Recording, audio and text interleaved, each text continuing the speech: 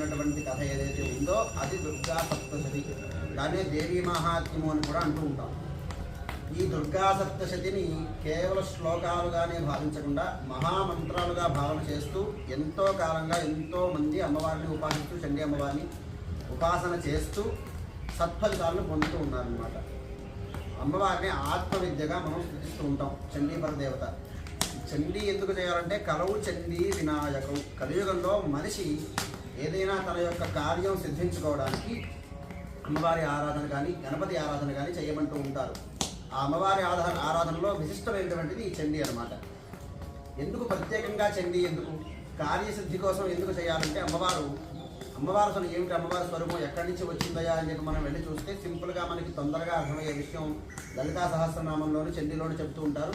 అమ్మవారు ఎందుకు వచ్చిందయ్యా అంటే దేవానాం కార్యసిద్ధ్యర్థం ఆవిర్భవతి సాయదా.